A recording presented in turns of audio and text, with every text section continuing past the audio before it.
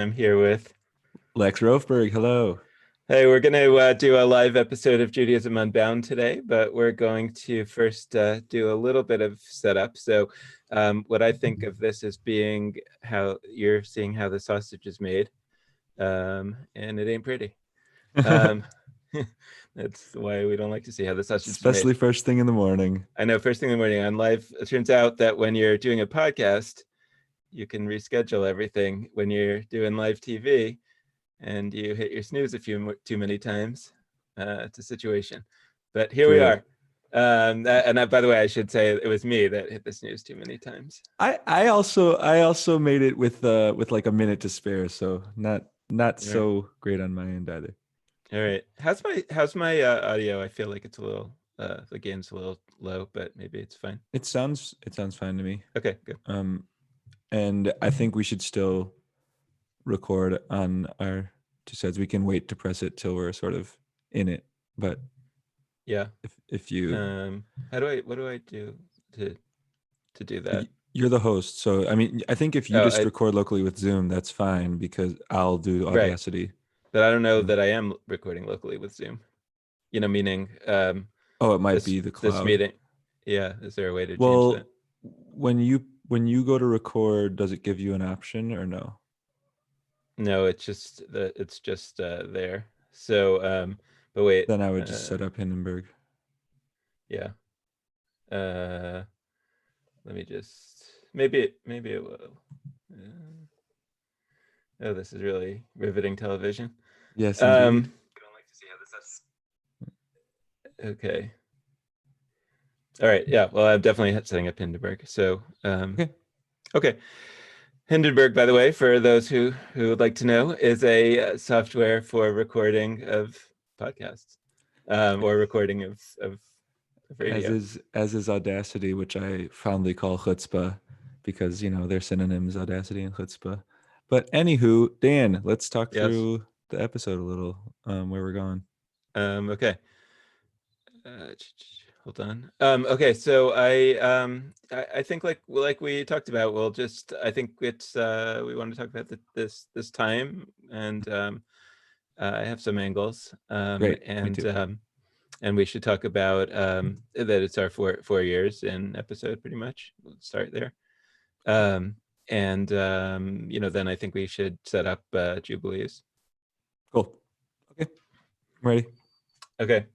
So, I should say to our listeners or watchers that we generally, that when we're recording a real episode of Judaism Unbound, we usually record for substantially longer than the episode actually ends up being. When it's just Lex and me, we it's not quite as long as that, and we tend to release the episodes where it's just the two of us with a lot less editing.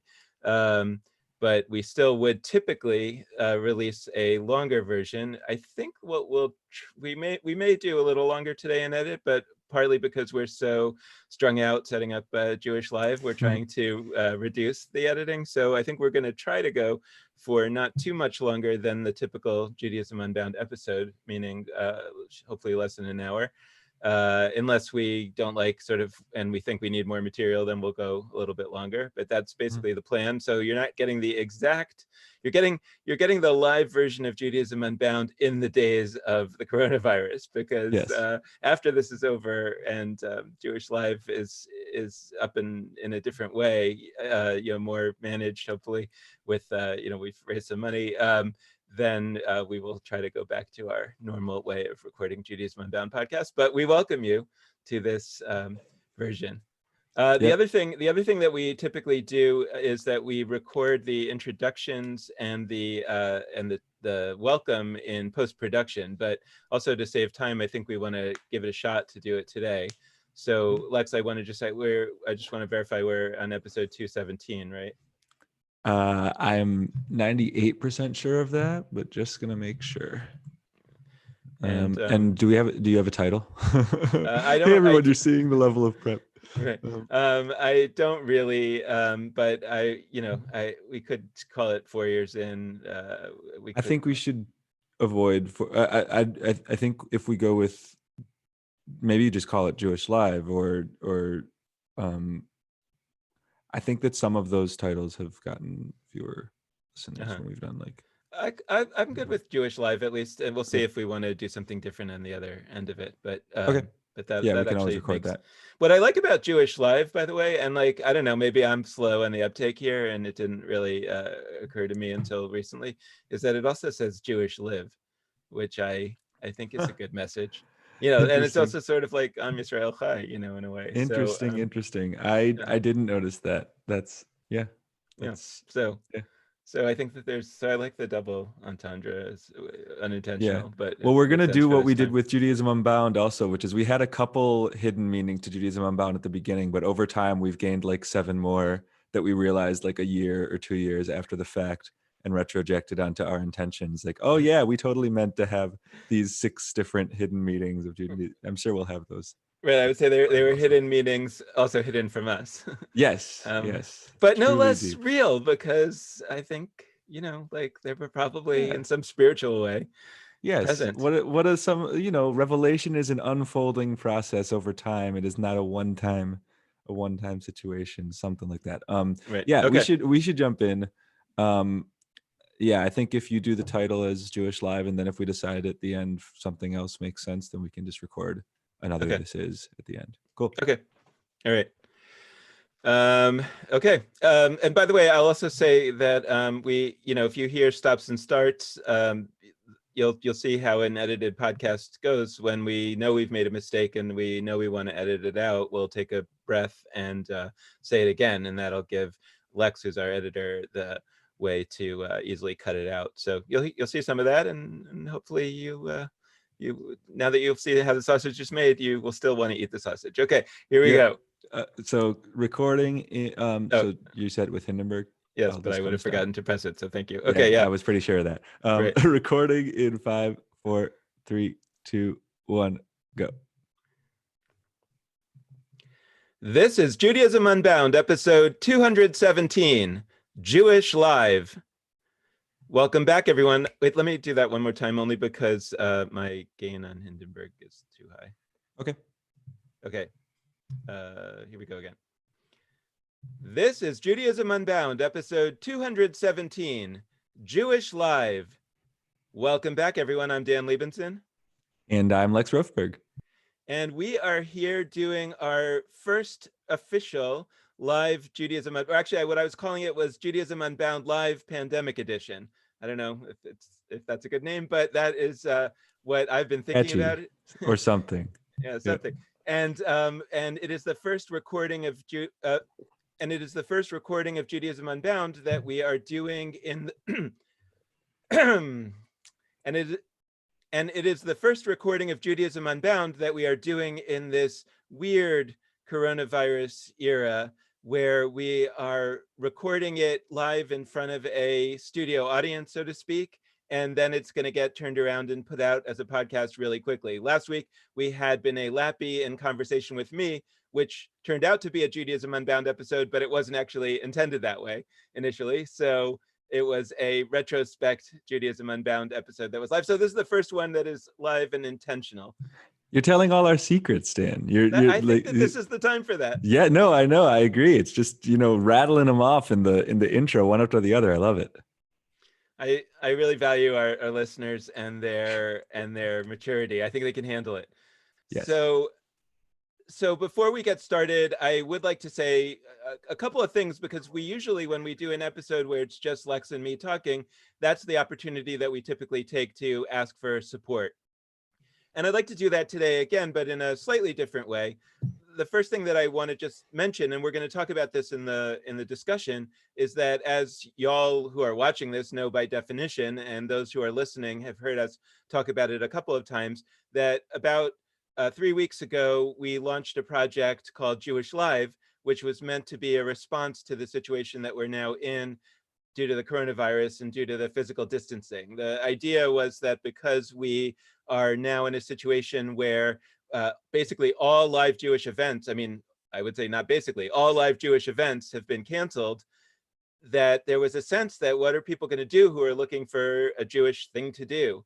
And yeah, there are all these live streaming events, of course. Every community is doing its own attempts to keep its community going. But we thought there's also an opportunity here to connect people to communities, to experiences, to organizations that they may never have had an opportunity to connect with before. And that we could accomplish that if we created a kind of a hub for live streaming Jewish experiences. And that's what we've been building with Jewish Live. It's a combination of a calendar, basically a comprehensive calendar where you can find out about all the live streaming Jewish events that are happening, and live streaming services that are happening, as well as what we've been calling a digital Jewish culture festival, which is happening on our homepage and on other pages on our site, which is new live streaming content that we've been creating along with lots and lots of partners, in the hope that eventually there'll be 24/7 live streaming content either directly on our site or somewhere else that we are linking you to, so that anytime somebody, wakes up in the middle of the night, says,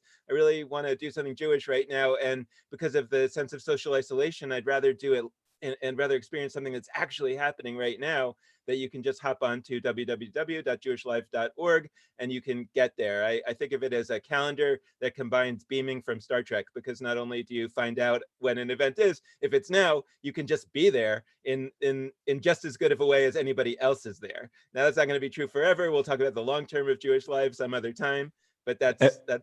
Yeah.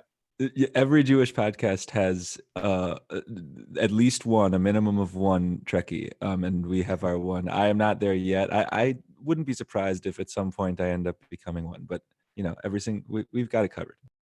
Yeah, but anyway, even the non-Trekkies know what beaming is, and so I think it's a good metaphor. But anyway, so I would say this Yep. one thing. So I would say this one thing about what we typically start with, which is a request for support. And I would say that again, both for Judaism Unbound and Jewish Live, they're part of the same project. So you don't have to make a donation to both. I mean, if you wanted to, that would be amazing, but you don't have to. They're not running as two completely separate entities right now. So a donation to one would help the other and vice versa. Um, but what I do want to say is that obviously but what I do want to say is that for obvious reasons, it costs us more than it has been costing us to run Judaism Unbound. And so we really do need your contributions. We needed that for Judaism Unbound, and we double need it now that we're doing Jewish Live. We hope that these are valuable services for you, and we hope that people who are using them, I mean, we already have 7,000 members of the Jewish Live Facebook group. We have something like 6,000 members of the Judaism Unbound Facebook page. I'm probably not using the right terminology. I don't think it's members, but whatever. And if every one of those people gave $18, we would be in amazing shape. So that's, what so we've always thought about, and so I've been talking a lot about the metaphor, and we will talk about it later, of the Exodus and the wilderness. And one of the really interesting things in the Torah about those early stories in the Exodus and the wilderness, sometimes for what's considered good, like building the Mishkan, the tabernacle, and sometimes what's considered bad, like building the golden calf, although we long ago had a very interesting conversation with Amichai Levi about that. The way that these projects were undertaken in that wilderness period tended to be through massive numbers, basically everybody contributing a very small amount. The Torah talks about an earring, a trinket, a golden coin or whatever. And that would be an amazing way to run a Jewish organization in any time. And it certainly would be an amazing time to run a Jewish organization here in this time. So we would like to just put out that plea, and you can go to either www.judaismunbound.com/donate or www.jewishlive.org/donate to find all kinds of ways of making your small contribution, whatever we might call it in biblical terminology. We're gonna work on that. You want to say anything? So now we'll just get started with the episode. So Lex, I've been thinking a lot about all kinds of ways in which the times that we live in are related to the mythic time that we have lived in, or that I guess in mythic time, you still always live in the mythic time. So what I mean is that some of our stories from the Torah, from the Talmud, are relevant in this deep way. I think I've talked in other cases, maybe even last week with Benet, where I said that for me, the idea of a wisdom tradition is that there's certain kind of knowledge that you cannot get in your own human life until it's too late. That you tend to learn those lessons by some kind of experience, whether it's being a parent or experiencing something hard in your life. And yeah, you do pick up some wisdom. Maybe you'll have another experience like that down the road where you can use it, but more likely than not, you're not going to be able to use that wisdom in your own life. And so you try to pass that wisdom on. As a parent, you try to teach it to your children in some effective way. But I think as a communal leader, especially a high level communal leader, right? Meaning like the person who, or the people who edited the Torah or the Talmud, are saying, we want to pass this wisdom down through the ages. We want to pass this wisdom down to our people. And so I think it's really important to at least consider accessing those stories in that way. And that's something that we've done over the years on Judaism Unbound. I should note that this is approximately 4 years into the podcast. So I think I was going to, maybe we should change the title of this. I was going to originally, when I was thinking about our 4-year episode, I was going to call it something like a college education. You know, like we've been doing Judaism Unbound. We've been doing Judaism Unbound now as long as we're in college. And When did we get accepted to college? I assume it's like high school graduation or middle school graduation. My middle school was 4 years too. Yeah. Fair enough, because we weren't really accepted. But we were accepted by ratification. The people accepted us. But anyway, but I wanted to. But in this conversation, I want to explore that to some extent. I think we've been talking a lot about the wilderness. I think it's valuable to keep talking about that. But I wanted to note one other story from Jewish history that may or may not have a direct meaning. I'm not 100% sure what the wisdom is, but I do think it's still important to note that there's a famous story in the Talmud about the Omer, the period between Passover and Shavuot. And when we're recording this, it is just before Passover, but when we're going to be releasing this as a podcast, it will be just after the beginning of Passover. Actually, it will be on, I believe, Friday, the first day of the Omer, right? So that I had not actually planned, but it, yes. So this podcast will be released on the first day of the Omer, which is a 49-day counting period between Passover and Shavuot, where the 50th day is Shavuot. Now, the Talmud talks about a thing that happened during one particular Omer, which was that the students of Rabbi Akiva died of a plague over the course of the first 32 days of the Omer, and stopped dying on the 33rd day, which was one of the reasons. There are many reasons why we potentially have the holiday called Lag BaOmer, the 33rd day of the Omer. But one of those reasons in our lore is that that was the day in which this plague stopped. So I'm not suggesting, of course, that this plague is going to stop on Lag BaOmer or by Lag BaOmer. It seems to me, and one of the things that I want to talk about is realism here. Like, it seems to me like this is going to go on for a long time, and we should prepare for that. And at the same time, there felt like some kind of eerie overtone that I at least wanted to share with those listeners who don't know the story, that there is a story in our lore about a plague happening not only before the Exodus from Egypt, but also in this period that we're now in. Yeah, that's an interesting thought. I hadn't made that connection at all. About the 24,000 disciples of Rabbi Akiva stopping. Yeah. Okay. So yeah, I mean, this period, like everybody, has both hit me hard and been strange, and been for us with Jewish Live, like a learning experience and a weird kind of energizing. Like it's been a huge collision of emotions. I have a couple thoughts, and we'll see which end up most coherent and where we go. But I have one Jewish Live thought, or actually I have two thoughts that are going to interweave, hopefully. Okay. My overarching thought is that you said something really briefly in a passing phrase that I'm not sure if you'd stand by when I'm emphasizing it, but I'm going to hone in on it just because it was a word choice that I think is important, which is you said that all Jewish events or all Jewish gatherings are canceled. And you said like basically all, then you said actually all. And I think that's true. Jewish gatherings certainly are and should be, and all kinds of gatherings should be canceled in this moment. And I want to highlight something that I think has been great and could be better about how our Jewish response has been to this, which is what we've been doing with Jewish Live, and what just about every organization I can think of has been doing in response to coronavirus is, okay, Judaism is so thoroughly built on collective experiences, on gathering. We are going to do our very best to do amazing digital live stream, whatever, like digital kinds of experiences, so that we can still gather in some sense, even though we can't gather in the physical proximal ways that we usually do that. I use that word proximal a lot, like in proximity, because I actually think that we are gathering. I actually, like, part of me struggles with the phrase physical distancing because it implies that there is no physical interaction here. I get that we're in different geographies, but I actually think, like, I often do a thing where I shine a flashlight into my computer camera, and like that beams light, the user beaming, a little different beaming,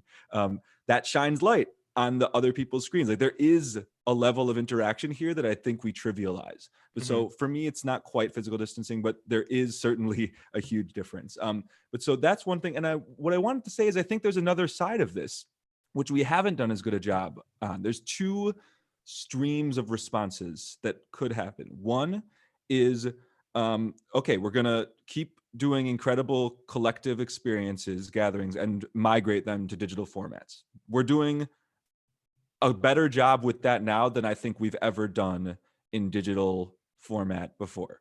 Cool. Other side of that is, in going to your phrasing, there are individual Jewish experiences. There are Jewish experiences that all of us can have that that don't require other people. And I think, I'm going to be candid, I think that especially in non-Orthodox Jewish circles, and I'm speaking as an actively non-Orthodox Jew, not as some like Orthodox critic or something, like, I think we have done a really poor job at really hammering home individual Jewish practice that can happen as you. And it took me a long time to practice. I think of, it's not that I want everybody to pray 3 times a day, but I think that there are a set of Jews, a large population of Jews, and this is also gendered, and we don't need to, like, but there is a large population of Jews who, a very regular element of their Jewish lives, prayer 3 times a day, has actually not been altered. Although there's certain prayers you only say when you're gathered in a group, but like, you can pray by yourself. And I'm not somebody who does that, but I am somebody who, when I need to, and I've been doing this, I look to individual Jewish experiences. For me, playing piano, and sometimes it's like actively Jewish songs or prayers or whatever. Sometimes it's just playing at my piano, whatever I want to. It's like an experience of spiritual immersion that for me is refracted through a Jewish lens. And I've been leaning on that here and there. And I think there's, and like, look, our book club, our quarantine book club is by far our most highly attended Jewish live event so far. And look, I think part of it is, we're coming together in a Zoom room to experience an author's beautiful words about their book. But I think also outside of that, people are reading books on their own. That's an individual thing. And for some reason, and I have ideas about what the reasons are, but like, we're not like, organizations aren't doing as good a job being like, okay, we're going to do all the collective action, collective experiences online. And here's a list of 15 different kinds of individual experiences you can have. You can read Jewish books. You can experiment with a prayer practice. You can do meditation. You could, like, I shouldn't say none. There are fewer doing that. And I don't know. I think that reflects something about Judaism that we should really own and consider, which is, it's both great that we're so collective, and sometimes it's a struggle. Like, I look at Christianity, which in many ways is more focused on, I mean, through lenses of like individual salvation. People do feel like they sort of hone and practice, and there's downsides to this too, but like, they hone and practice a relationship personally with the divine, with, for them, often Jesus. And I think that when we have done less of our sort of personal individual work and have leaned so thoroughly on the collective, that makes moments like this a unique challenge. Yeah, well, so okay. First of all, I think you just bought yourself a, piece of work product, because I think we Yeah, should have that page on our site, yeah, yeah. because I love that. I think you're absolutely right, and I sort of I sort of stand by what I said, in the sense that what I meant it, which as you And also I know understand. you do, No, no, but I no, was I just, I know. yeah. Uh, but I absolutely agree with what you're saying, and I think it's important. And I thought you were going to go in a different direction, because I thought you were going to say that I was wrong in saying that all Jewish gatherings were canceled, because there were already a lot of digital Jewish gatherings that were not canceled. Also true. So Yeah. you could have said that. The and you would have been right. So that when that I want to come back around to. But on the question of the individual gatherings, or the individual experience of Judaism, I think you're absolutely right, and I think that one of the things that we talk about on Judaism Unbound a lot is the question of Jewish institutions versus Judaism, and that a lot of people think the two are the same and equate them, and they say basically that the struggles of Jewish institutions are, by definition, the struggles of Judaism. So if Jewish institutions, synagogues, aren't doing well, for example, that means Judaism isn't doing well. And we've been pushing against that for 4 years. And I think, like, there was part of me that said, is it too soon to have that conversation on Judaism Unbound? Is it too soon to be futurism, to be doing futurism and saying, like, okay, let's start thinking about the after. What's Jewish life going to look like on the other side of this? But I think we can't wait. So I think we should have that conversation. And by the way, I framed this with the wisdom that we're getting from the ages. And I think that early on in the story of the Exodus, there's this story of the scouts being sent to the promised land. It's not necessarily early in the Torah, but it's early in the timeline. And it was a failure. It was an abject failure. And I think that that's a very significant wisdom tradition, a very significant piece of wisdom that's being pushed forward in our tradition, and it's teaching us by negative examples. So we should look at how that story went wrong, and we should make sure that we do a better job, that we don't make the mistakes that the scouts made. So I think that maybe later today, maybe at a future episode, it would be worthy to try to do that with our situation. I think we can't wait, because I think that the natural impulse is to just salvage the old institutions. And if all of the attention, all of the funding, all of the time of the Jewish community goes into trying to preserve the institutions of the past that were understood to be institutions, then first of all of the practice that I thought you were going to call me on, all the digital practice that was already happening, uh, first of all, it doesn't really need to be saved. It's obviously keeping going. It should be double down invested in, but it's not yet. And and in addition to that, there's all kinds of other things that we ought to be thinking about. The question of the individuals, I think, is really one that is significant in that conversation, because we are so oriented to saying that the Jewish community, or Judaism, is undergoing this huge crisis right now, because all of the institutions that are physical, that have buildings, etc., are in great times of struggle. And it's as if that was all of the Judaism that there has been. And as you say, the individual Judaism is harmed, in the sense that, of course, there's a tragic situation, and it's harder to do. I think maybe for some people it's harder to do that individual Judaism, to keep focused on it. I've not, for example, my individual Judaism is often to listen to audiobooks. My family claims it's not reading, but I believe that it is. And I just haven't had the mental bandwidth to read, or to listen to audiobooks. And I appreciate anybody who's listening to our podcast, because I haven't really had the bandwidth to listen to too many podcasts, other than the New York Times daily podcast in the morning, and various podcasts that are about the coronavirus. Even like my favorite podcast, which is this Israeli podcast called Osim Tanakh, which is about sort of biblical scholarship. I just, there's 2 episodes waiting for me. I never generally let like one day pass before I listen to those episodes when they come out, and I haven't, and I'm now 2 episodes behind. So I think that you're right. I think it really is worthy of making that point, and emphasizing it. I want to say one thing, and I want to get you talking about it, because this is really your passion area of digital Judaism. Because I wrote a piece on our blog that we launched on Jewish Live the other day, And it again connects to this wisdom stuff that I'm talking about, which is that early on in the Exodus story, there's this famous visit by Jethro, Moses' father-in-law, to the camp of the Israelites. And I had always heard that story interpreted that the important thing to understand from that story is that Jethro was a non-Jew and we should learn from non-Jews too, as if that was some kind of eye-opening notion. But that we shouldn't only learn from Jewish stuff, we can also learn from non-Jews. And then sometimes, in a leadership context, you hear that Jethro was described as the priest of Midian. And so he was like experienced leader, and Moses was an inexperienced leader. And so we should always kind of look to the more experienced for guidance. Great idea. Great. Of course, that's true.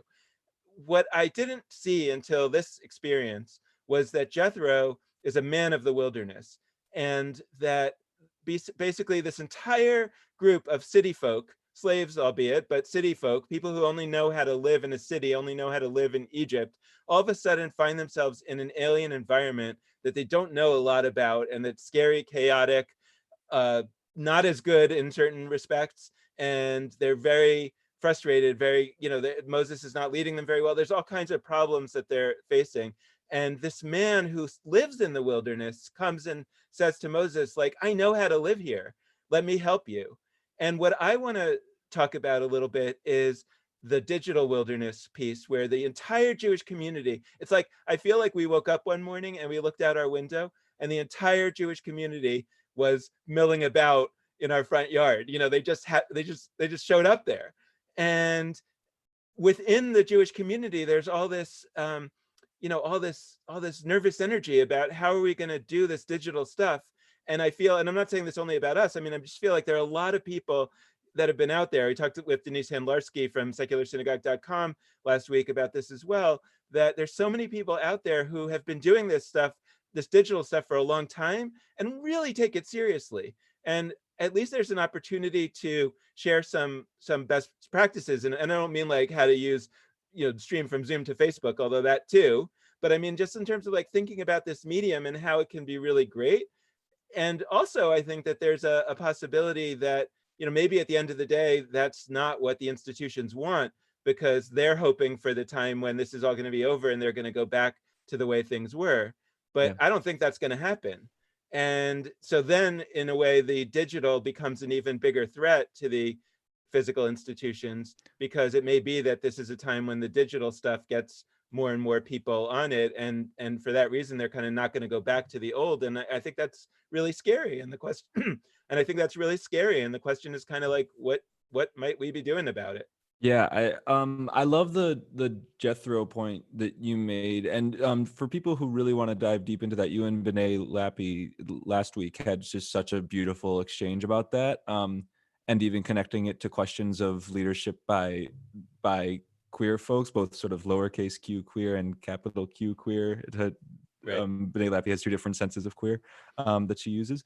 But yeah, honestly, I think you're right. I don't have a whole lot that I would add other than I think that's true. I think that like there are folks that have experiences here that we need to be looking to for. I'm always hesitant to use the word leadership. I also learned that text from Jethro in the sense of leadership, and so the thing he says is like, set up your hierarchies with these people in charge of this level of the hierarchy, and these people, it's like, set up your layers. And I think part of why it's so taught is like, it's how we've done institutions. It's like, yeah, we have the committee up here, and then there's the subcommittee here, and then there's this here. And it's like, on the one hand, it's yes, it's good advice. Moses was taking too many responsibilities himself. He needed to delegate.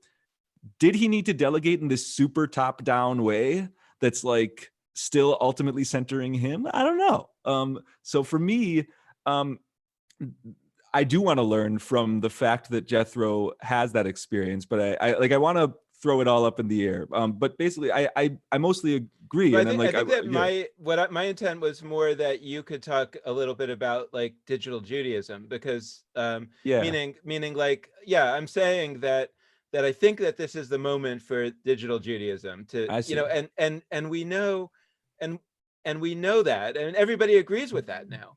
Yeah. But I think that maybe there's an opportunity to talk about digital Judaism in a more now that it's not like, I feel like what we're doing now is not um, pitching this idea of digital Hmm. Judaism to a Jewish world that won't listen. You Yeah. know, I We're just think what doing we're it. doing, well, everybody's doing it, Yeah. and so the question is like, how does that change the conversation? What Yeah. do people still not seeing, for example, about digital Judaism as you see it? Yeah.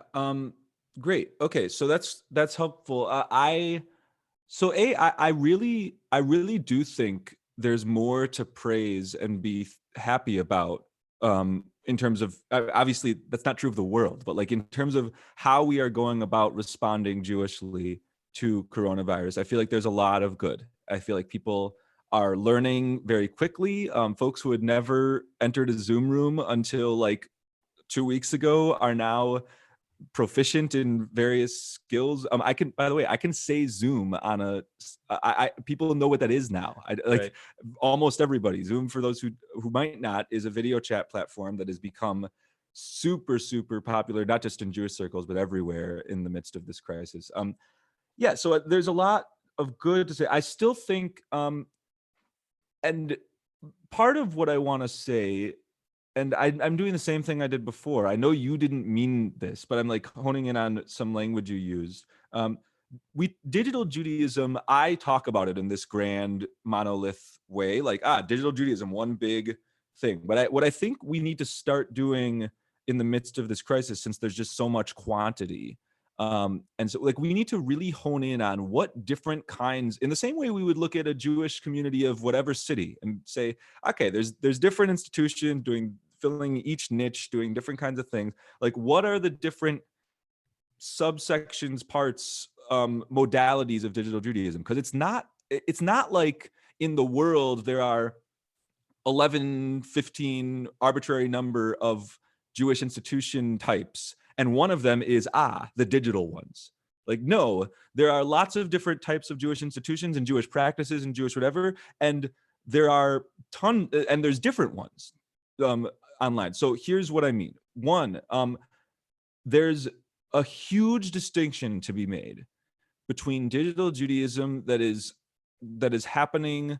I'm going to use the term synchronous and asynchronous. So when people are together in a space at the same time, having a conversation, so a Zoom gathering, that is a synchronous situation. And there are unique capabilities and drawbacks of a synchronous situation where you come together and are in a shared digital location. Another kind is not synchronous. So we're live streaming right now, but even as we talk, even as I say this, I'm aware that there are people in the future, my future right now, listening. You're now, listeners, hi. It's like a huge time warp situation. And that's something that happens digitally very commonly. And there's different strategies and different ways of pedagogy and of everything based on whether something is a collective experience at once versus something asynchronous. It's like the difference between gathering a class together, like gathering 15, 20 people together for a class, and like writing an essay that's meant to be read by, I mean, you want more than 15 or 20 people to read the essay, but like you do those differently. And I think that we're not always appreciating those differences. And we're just sort of, digital stuff. I'm going to take my strategy. If I'm writing a Dvar Torah, I'm going to write the same Dvar Torah, the same, commentary on this week's Torah portion, and I'm going to migrate it digitally. I think we need to consider, like, okay, what on a fundamental level is different here? You and I we have virtual backgrounds behind us with our logo, Jewish Live. Like when I meet in collective Zoom conversations, especially recently, I've almost always been trying, when appropriate, to have a virtual background. That's something you can't do. You can't like just sort of carry a poster board around and put it behind you in meetings and like set a mood change. But in Zoom you can.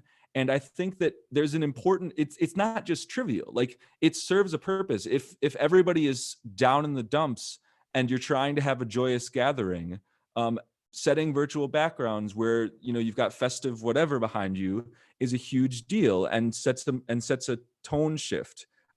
There's ways that you can use all sorts of features online that we're not really looking to learn, because the strategies that I think we're using are, okay, X thing was happening in a synagogue or in a JCC. How do we take that and best replicate it Right. digitally? And we're doing a very good job.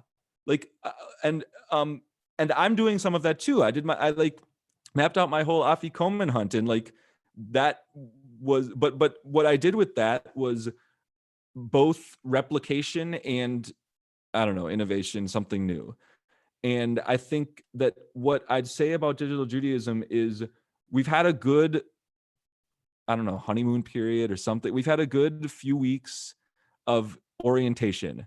And now we really need to say, okay, we're here now.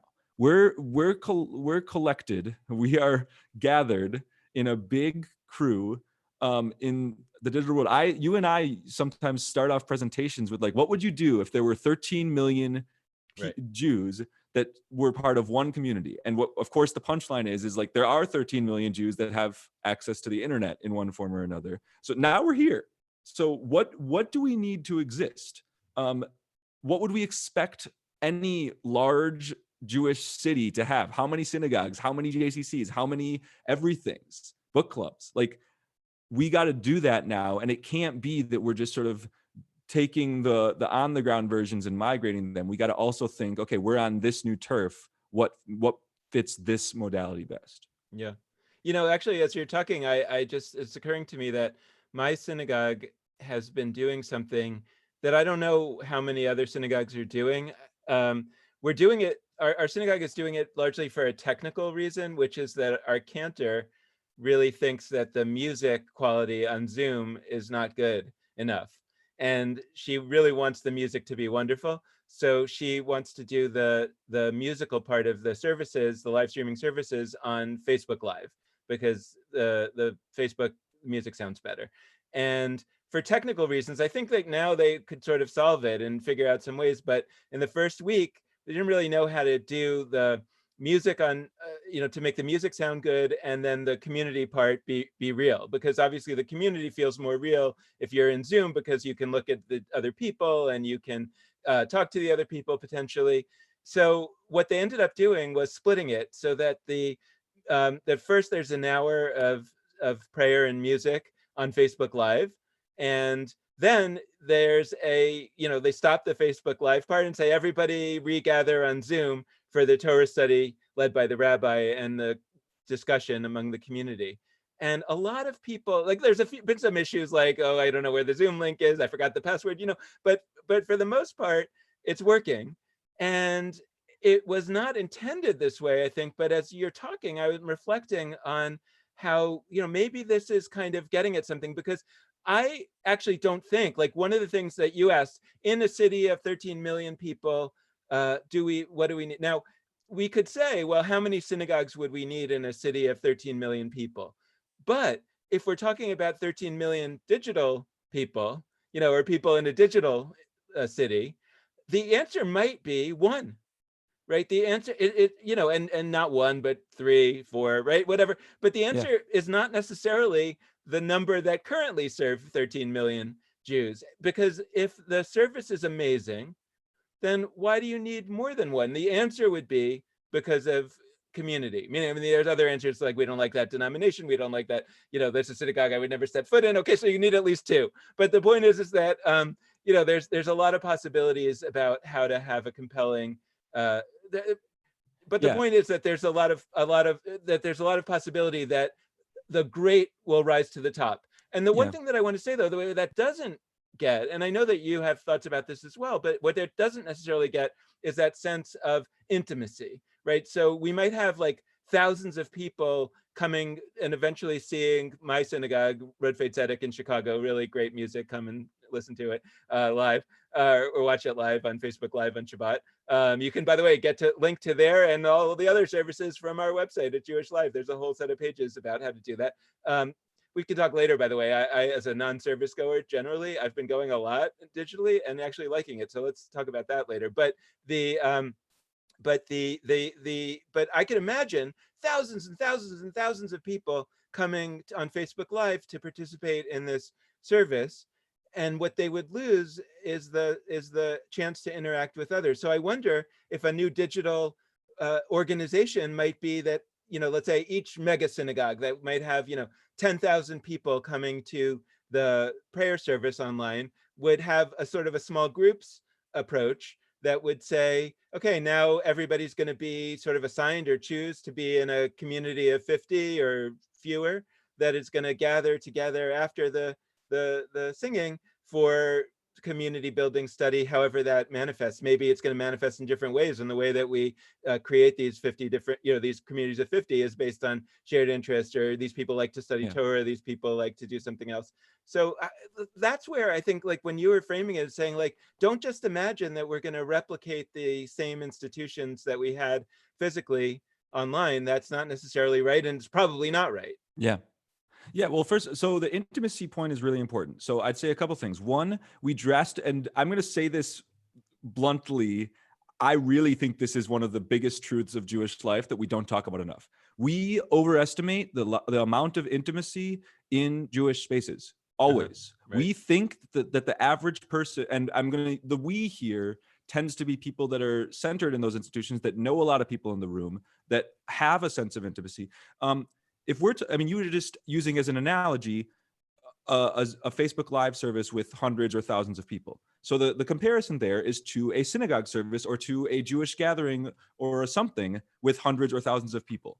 If we went around and talked to every person in that room, so let's take high holiday services, which are that's what I think of when I think of a gathering that big. And it's not that every high holiday service is that large, and it's not that there's no other events the whole year that have that many people, but that's like the prototypical example. I know, because I've talked to lots of people, and sometimes even people that you think feel welcomed and centered. I know those people don't actually feel that intimacy. They go, they feel bored. The high holidays are like, they're almost like Hebrew school in the way that people almost take for granted that they're not that good an experience. And you have to push back and you have to say, well, there actually are some good high holiday experiences. I think the reality is, if you're looking for intimacy in a room of 800 people, or 1,200 people, and that's true digitally or on the ground, that is less likely to happen. That's not a problem of digital. That's a problem of a space where you've got a few people at the front and hundreds upon hundreds staring towards the front. And the front on digital modalities is whatever the screen is. The front in a room is the front. So to me, we conflate issues that are universal with issues that are digital, because we're only noticing the downsides of the digital. So like, yes, it is true that in a Zoom room of bazillion people, but like, if I go to a Zoom service, I've been to many of these, that's 12 people or 14 people gathered for the purpose of helping someone mark Kaddish. This is something that I've been to many times, because it's sort of what people feel, that need of all the prayer needs. I think one of the most common needs, even for people who don't pray that much, is when they want to mark Kaddish, when they want to mourn.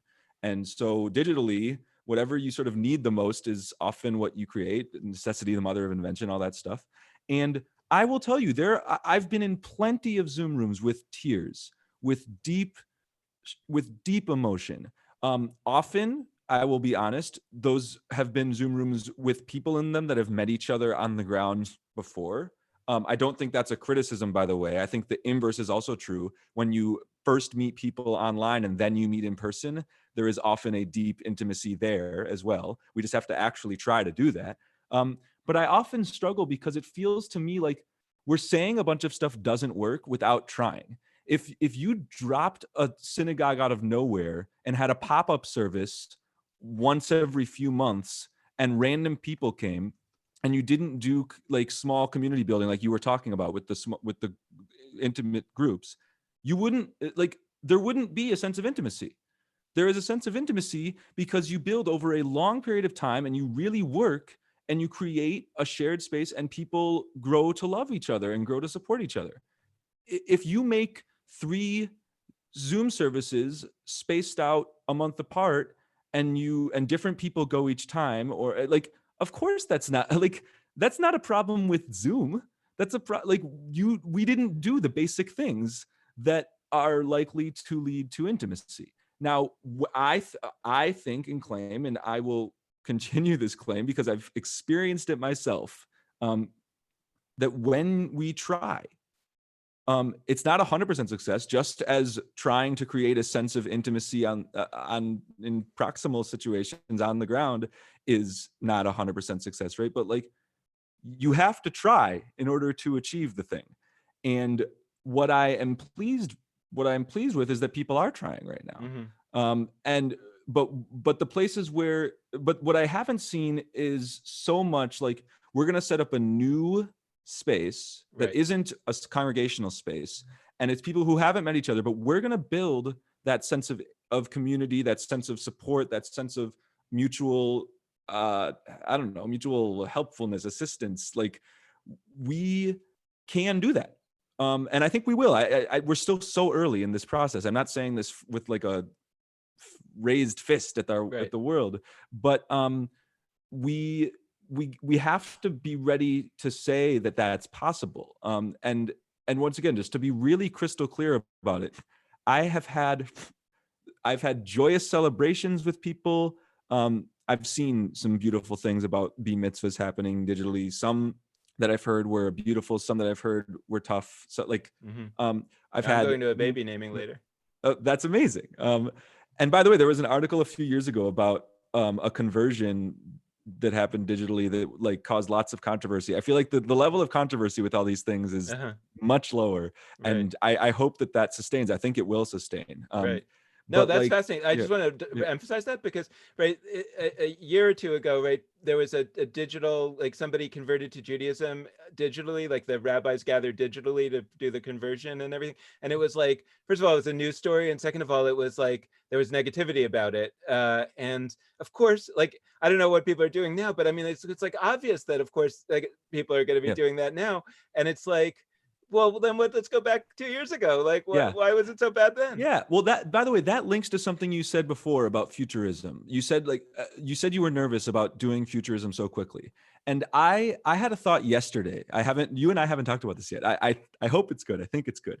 The Talmud, I'm flashing to the Talmud now. And even in the Mishnah, the first part of the Talmud, eventually, but there's all of these wild cases. So the way the Talmud tends to work is it doesn't say, here's the rule.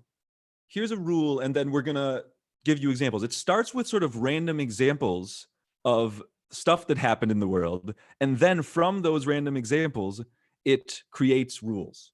It's inductive as opposed to deductive. And that's important. And and what I'm getting to is I think now is exactly the time for futurism. I can't claim, I can only speculate about how the Talmud's cases got in there, but there's like really weird stuff. It's like, in a time, like, can an elephant's body be a wall of a sukkah? Like, who thought to ask that question? Like, to me, there was clearly something going on where there was an elephant on the side of on the side of a sukkah, or maybe it didn't even happen quite that way, but something happened that made such a question arise. And they're like, this is the perfect chance to get to some kind of legal principle because it's so freaking weird. Like, we have this bizarre situation, and actually the bizarre situations help us clarify our values. It's not that they are totally separate. Like, what we find out about ourselves in those moments that are so wild and bizarre. So now we've got a case in the section about Sukkot, about the festival in the fall.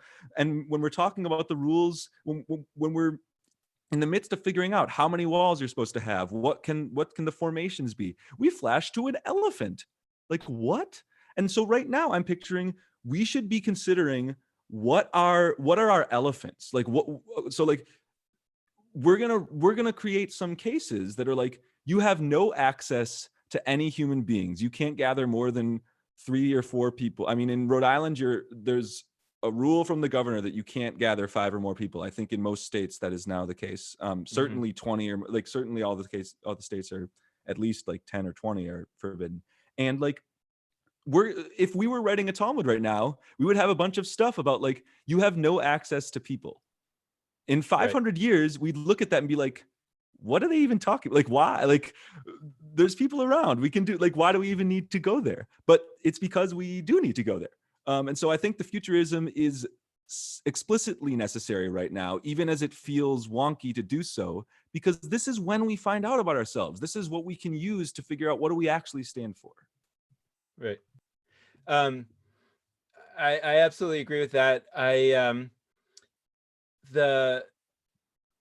So I think like I want to make a connection between the Mishnah and the book of Leviticus, which we actually happen to be reading in the Torah reading cycle this year. And I hadn't made that connection before because I sort of fond of the Mishnah and not fond of the book of Leviticus, because the book of Leviticus is full of these alien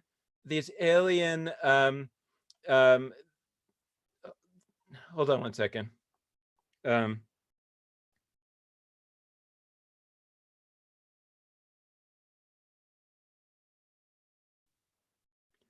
Sorry, Sasha just made somebody else is trying to do a show in parallel to us and having a little trouble with the technology. And so we have to provide tech support while recording a podcast. Interesting times, my friends. But I'll say what I need to say, and then I'm going to provide some tech support for a second. So the book of Leviticus is full of these rules and regulations that seem so alien to us. They're about making the sacrifices and the different kinds of sacrifices and the way that the priests should be and the way that the priests are cared for and everything. And usually, I think when we look at the book of Leviticus, we say, that was a Judaism from long ago. And it's sort of a time capsule. Why do we still read it on Shabbat? I mean, that's kind of a question, that people ask, but like, it's like it's thought of in retrospect as opposed to in prospect, which is that saying that the book of Leviticus was equally alien, or what was talked about in the book of Leviticus was equally alien to the people at that time. It was a new Judaism that they were being told about for the first time. It was not the Judaism that they had been practicing in Egypt. And so I really think it's interesting. And the Mishnah is kind of clearly that. The Mishnah is the new Judaism that was derived after the destruction of the Second Temple. So they're both, what the book of Leviticus and the Mishnah really are these early declarations of the kind of content of the new Judaism. And in a way, I think we're in the process, or we might be in the process, of the early days of the construction of the next book, the next descriptor. And we're still in this mindset of saying, as is natural, well, what was it like back in Egypt? Or what was it like when we had the temple? And by the way, the Talmud is full of that. So it's not even like the Talmud stopped doing that, or the Torah stopped doing that. But there was also this other stream of, well, what's it going to be like going forward? So maybe we should think about the book of Leviticus, ironically, as futurism. Oh, right? yeah. It seems like the most ancient thing, but it's for me, first off, I took a class called Learning to Love Leviticus in rabbinical school, and I was predisposed to like Leviticus. Actually, I'm a vegetarian. I don't like animal sacrifices. There's a ton of animal sacrifices in Leviticus. I love the book. I think it is honest. I think it is beautiful. I think it's built on a kind of reasoning that's hard for us, like modernists or postmodernists. It's very tangible, and meaning is found in like objects and stuff and processes and rituals in a way that I think is still true, but we pretend we're like more sophisticated or abstract. The other thing that's in Leviticus, Dan, it's in Leviticus? What? Bahar, the Parsha Bahar, the Torah portion called Bahar, which is where the sabbatical cycle is found, the cycle of 7 years where the land gets a Sabbath. And here's the segue, the Jubilee. So there, in that section of Leviticus, towards where, as we record this, we're not there yet, but we will be in a few weeks. It lays out the rules and regulations around the 7-year cycle and the 49/50 years cycle of the Jubilee. Every 50 years, there's this moment where debts that people have to one another are no longer in play, and where property ownership reverts, and where there's sort of a pause button on everything. And I bring that up for a few reasons. One, where I'm super into the Book of Jubilees, and you're going to hear more about that in a conversation with Barbara Tita that we actually had already, but is not released to the world yet. And I also bring it up because to go full circle for a second. At the top, I talked about individual experiences, and we also mentioned the counting of the Omer briefly. The counting of the Omer is another 49/50 process. You count 49 days from Passover to Shavuot. And I bring it up because it can be an individual experience. At the top, I talked about how we need to sort of flex that individual Jewish experience muscle. And each of us, in addition to figuring out how we're going to participate in wonderful collective live streaming Jewish things, also try and practice individual connection to Judaism.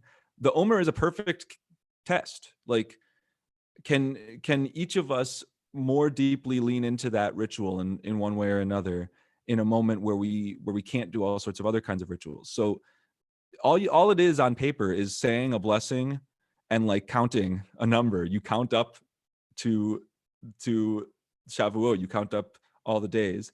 But I think it can be much more than that. And there's lots of, and we're going to be featuring, by the way, various different explorations of the Omer. But I also bring it up because it ties to Jubilees, this book that we're talking about with Barbara Tita. And what our angle on Jubilees is that this is a book that didn't make it.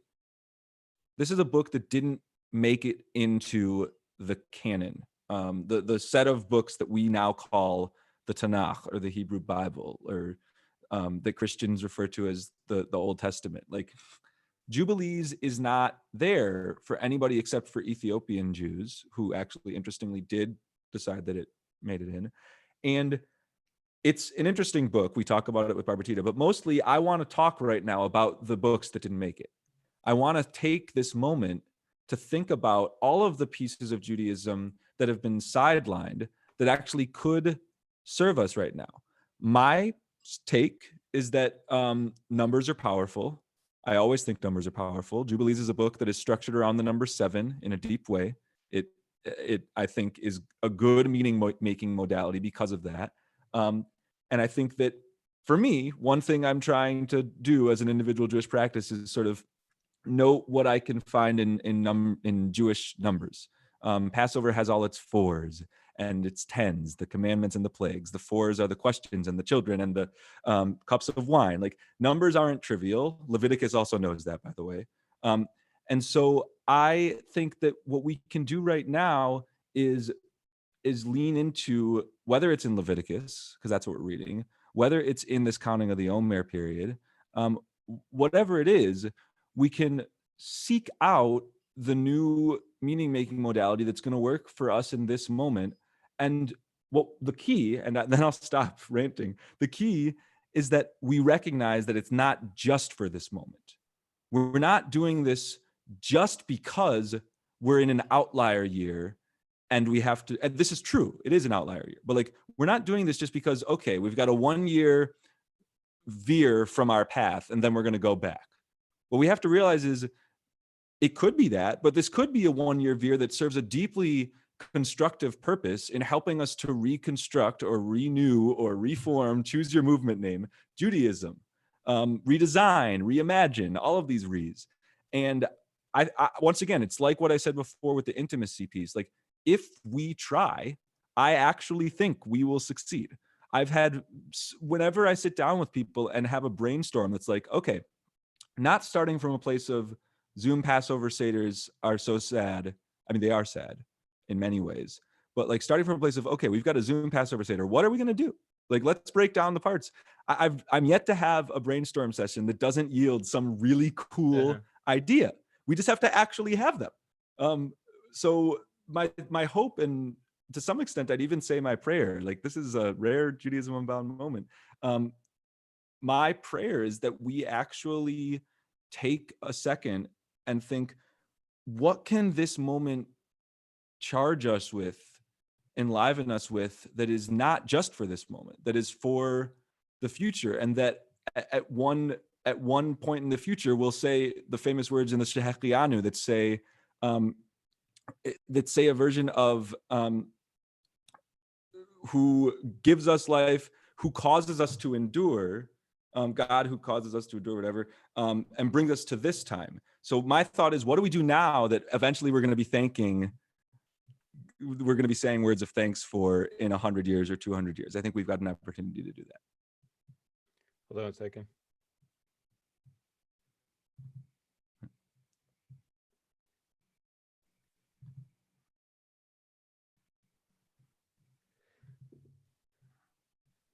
Yeah, so I want to just as we get to the close here, I want to sort of talk about a couple things. First of all, as you're talking about Passover, I'm realizing that we're recording this right before Passover, but people are listening to it right after the second Seder, Yeah. if they're listening to it on Friday. And I guess one thing I just want to say is like, how'd it go? We'd love to hear from you about like anything that went well. I mean, also anything that didn't go well, but was there anything that went especially well, anything that was especially new, anything that not only worked well this year in terms of making this year, like you were saying, like less sad, but maybe something that you're saying, hey, we want to do this again next year, even though hopefully we're going to be back to our normal gathering for Seder. So that's just something that I'm really curious about in terms of what people's experiences have been. And if you think it really went well and you want to share something with the world, potentially let us know. Maybe we can have a conversation on it on Jewish Live, because I think it would be really valuable to make a record of some of that. Hold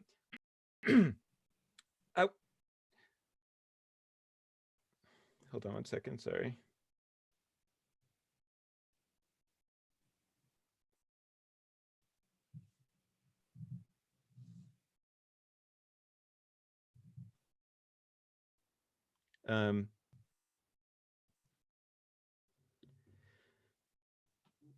Okay. So on that score, I wanted to mention something about back to the streaming services, only in that because I said earlier that I am not really a person who likes going to services. And yet I've really been enjoying listening and watching all these streaming services, because like I've been the person who's been like making them go live on the Jewish Live Facebook group when they're happening. So I've been like popping in and out of all these services, and my own synagogues. Sorry, hold on.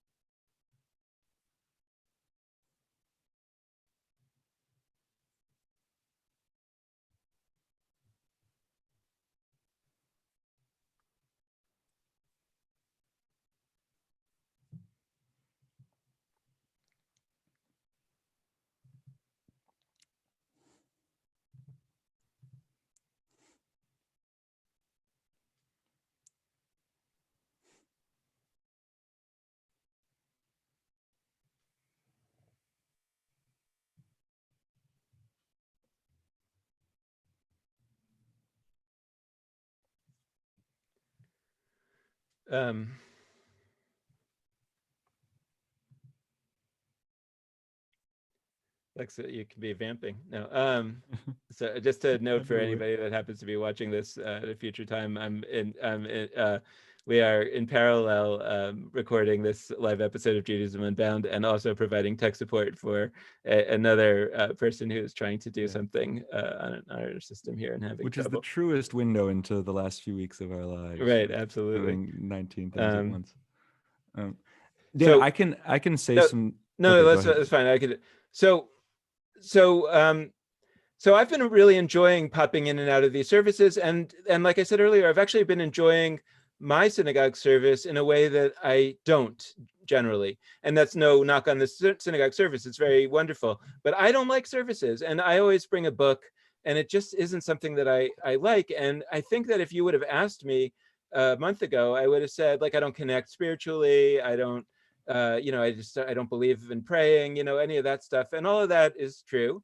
And yet the music is lovely, and I'm enjoying sort of watching it from a distance in a way. It's almost like, and that kind of participation is kind of, I think, poo-pooed in the real world. Like people say, oh, like, because you can imagine, like, what if I said, I want to come to the synagogue, but I want to stand behind a one-way mirror and and watch the service. That would be considered very negative.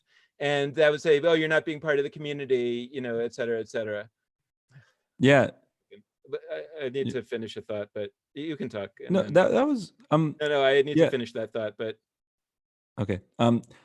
Yeah, that reminds me. I mean, this is a quick thing, but every year Yehuda Kurtzer, a past guest on Judaism Unbound, he posts his book materials that he's going to be reading on the high holidays, specifically to try and normalize a little bit what you're talking about that people poo-poo, which is like it should, like, synagogues and any Jewish spaces of any kind should be spaces where people participate as they wish to, and that can be, being in the space, but not necessarily participating in every form of that space's prayer or otherwise. Yeah, I mean, the only last thing I'd say, and I'm just going to share a little anecdote that happened to me, that to me felt like a weird call to action on this individual and group experience front, which is, I was taking, once a day. I haven't even been doing this every day. I want to be walking around the neighborhood more frequently than I am. I've been staying just at home, but um, my wife and I were walking around our neighborhood, and there's a little take a book, leave a book thing in, like, on the street in our neighborhood, where people, it's just a little library, and you can drop off a random book that you're done with. You can pick up one. And I was passing by, and I always just take a glance at it. And there's almost never anything I'm that interested in. And we were walking past it just a few days ago, and there, right prominently, was a beautiful, like, unused edition of the new Robert Alter Bible. Which, for those, like, to me, this is a very big deal. This is like an expensive book that just came out not too long ago. And it's like a hugely anticipated translation of the Bible. It's like very, very cool. I'm a nerd. Like, and so I was careful about my hands and not touching too many things and spreading things. But I got this book. And to me, that was just like a weird call that was saying, okay, that's like getting a new book that you're excited about related to Judaism and diving into it. I haven't actually dove into it much yet. We've been working and other stuff, but like, that's something I can do. Like that, that's a real, and that's deep. Like, this is not some trivial. This is a real, a big deal of Jewish scholarship and Jewish engagement that this book is. And that moment where I was like, this book that costs a lot of money and that I never would have gotten for free otherwise, just arrived there. I'm not somebody who ascribes that to, like, God or something. That's not my approach. But I do think that it's a call for me to say, okay, that's something that I can dive into. What can each of us do that's not just the beautiful Facebook Live services and text studies and all of the things we're offering with Jewish Live? I don't want the takeaway to be like, don't do those. But what can we do that's really just us? And how can that affect us both in this moment and moving forward after this pandemic, God willing, ends? yeah, I'm going to go back to what I was saying and try Yeah. to complete And that then I'll thought. just And then, close out after that. Yeah. yeah, well, I have one more thing to add, but Oh, I'll add it on the tail end okay. of what I say, and then we can. Um, so if I had been trying to do that in the real world, saying that I really want to stand behind a one-way mirror and watch the service, it would have been considered wrong to do. And I'm sure that there's still people thinking that it's kind of wrong to be going around my house, making my coffee, etc., while the service is happening, which is what I'm doing.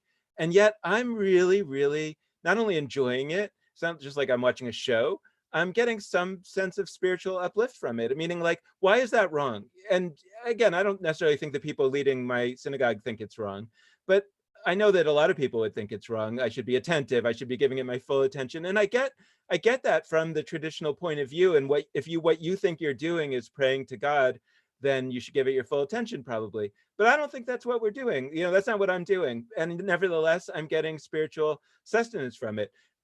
When we think about your typical synagogue service, like you were saying earlier about, like, that people aren't really necessarily getting a sense of intimacy from high holiday services, and your typical Shabbat service, people are there for a million different reasons. I was doing a synagogue innovation program, and we had the rabbis go out and interview the congregants that come regularly and ask them, why they came and, kind of do some interviewing there. And one of the rabbis came back to me and he said, I was really shocked. There was this old joke that Goldstein goes to talk to God and I go to talk to Goldstein. He's like, pretty much Yeah. everybody there is there to talk to Goldstein, Yeah. meaning that he thought that people were there to pray and they're not there to pray, or at least a lot of them aren't. And so I guess that what I'm saying is that I would be looking for a Judaism moving forward, for example, that might have Shabbat services of some kind that I would actually attend. And I wouldn't have said that a month ago, right? But that would have to be a very new form of Shabbat services, one where the content is a little different and the expectations are a little different.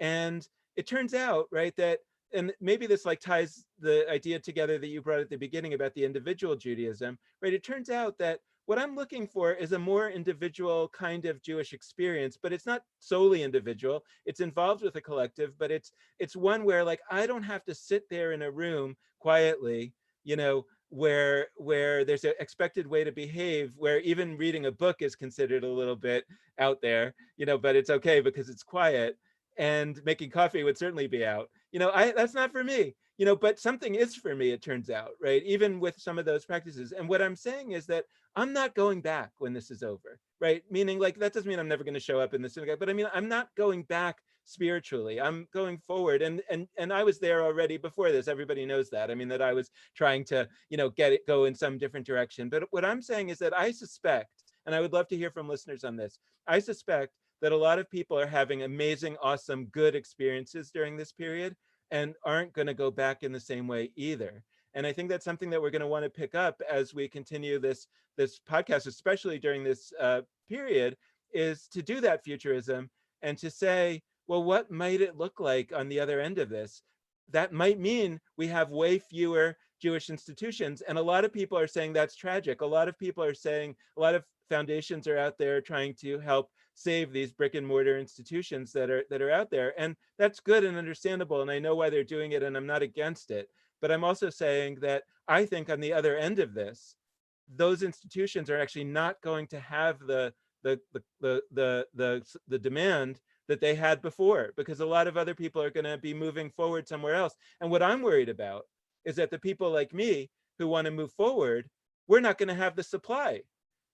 Those institutions are not going to have the demand, but we're not going to have the supply, because all the people doing the wonderful digital stuff right now that is enriching my Jewish life and that of so many others like me and like you, I think that is happening right now. Like, this is the best time of my life ever to be Jewish. And I'm really worried about the loss that comes on the other end of this. And so I'm also really worried about the possibility of helping build what comes on the other end of this, because I don't want to lose it. Yeah. I am actually reasonably optimistic on that front. We should talk more about that, because I do expect and anticipate that places that were not regularly offering digital things, even after this, will realize for a variety of reasons that they need to. And more than that, we didn't say this directly. I wanna hammer this home. It's not only for folks like me and Dan who just love digital experiences in many ways that this is important. There are also people who like physically are unable to access Jewish institutions, whether it's because they have access issues with disabilities, whether it's that they don't have any Jewish institutions near them. This is like a tangible, real issue for a huge number of Jews that has always been there. It is not new for them. And I've heard from some people who are disabled that they love what's happening right now and they feel like they're able to access more, but they're also kind of upset that it took this for people to have any sort of interest in pathways to Jewish engagement that they can participate in. And so I want to close a little bit with that, and then, not to be totally on a sour note, turn to Jewish Live, which we're going to plug here at the end, which we're trying to shape into a resource that serves all of these different needs. So we discussed this earlier. It has really been about live streaming Jewish experiences thus far, although also some resources that we're offering on the jewishlive.org website. We hope that you'll participate and that you'll check things out and that you'll share with your friends. You can do so at jewishlive.org. Also in our Facebook group called Jewish Live Connect. That's Jewish Live, one word, and then Connect, a separate word. And just as Dan said at the top, whatever support that you can send our way is just deeply appreciated at this time. And we mean that both financially, if you're able, through JudaismUnbound.com/donate or JewishLive.org/donate. And just, I don't know the right word, emotional, psychological support. We've been getting beautiful emails and Facebook messages from folks just saying that this means something right now. I'll be honest with you. I've needed those so badly. I haven't felt it every moment. It's hard to know if what we're doing really reaches people. We can see the numbers on the screen that say however many hundred folks are going to X or 1,000 folks are members of the Facebook group. But to hear, here's an interesting word. I didn't hear it orally, but like to receive a message that says, you know, that event really came to me at a moment where I needed to gather with folks, and it served that role. What you're creating, like it's been the world. It's been the world. We're like, even as we're creating this stuff, we're wrestling with our own emotions and this terrifying time. And so that kind of support is deeply appreciated. So I'm gonna leave it there. You can be in touch with us at dan@judaismunbound.com or lex@judaismunbound.com. But we hope that this episode has been a meaningful one for you. And with that, this has been Judaism Unbound. All right, and with that, this has been the live stream of Judaism Unbound, and so we're going to say goodbye to our viewers watching, and you'll hear this. If you'd like to hear it again, you can hear the edited version on this coming Friday, and then you can compare, because then you'll see, really, that there is magic to the editing. And we will see you again next week.